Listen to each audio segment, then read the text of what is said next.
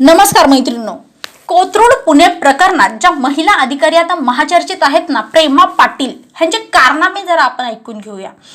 तर ह्या प्रेमा पाटील एखाद्याच्या सांगण्यावरून एखाद्याच्या घरावरती विदाउट वॉरंट धाड टाकतात। एका तर मुलीला अरेस्ट वॉरंट नाही, काही नाही, कुठलेही कागदोपत्री काही गोष्टी नाही आहेत आणि एका मुलीला त्या डायरेक्ट वर्कप्लेस मधून उचलतात आणि ह्या डायरेक्ट पोलीस स्टेशनला घेऊन जातात। बरं, त्या मुलींची चुकी काय होती तर एका स्त्रीला सासरकडून खूप छळ होत होता म्हणून तिला त्यांनी आसरा दिला होता, हा एकमेव त्यांचा गुन्हा होता। ह्या जमान्यात एखाद्याला मदत करणं सुद्धा गुन्हा झालाय की काय असं वाटण्याची वेळ आली।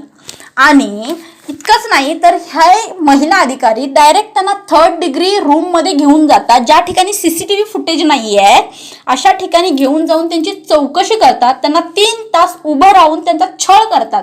तुमची पोलीस स्टेशन मध्ये उभं राहण्याची सुद्धा लायकी नाहीये अशा भाषेत जातीवाचक त्या बोलतात। तुम्ही महारामांगाच्या अशाच असतात, कॅरेक्टरलेस मुली असतात तुम्ही। मग तुम्ही लेस्बियन आहात का? तुम्हाला तुमच्या आई वडिलांनी टाकून दिलंय का?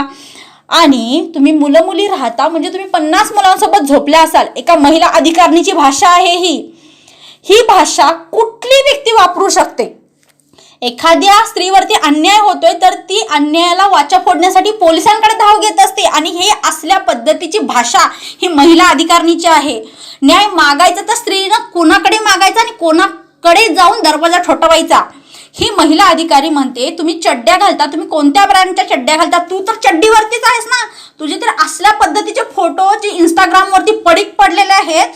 मग तुला एखाद्याचं कॅरेक्टर जज करण्याची परमिशन दिली कुणी? लायसन्स काढलंय का तू?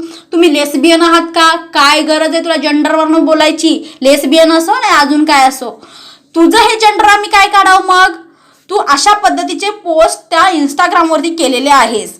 तुम्ही चड्ड्या घालता, मग तुम्ही चड्ड्यांवरती फिरता आणि तुमचे असले कारनामे पोलिसांना भोगायला येतात।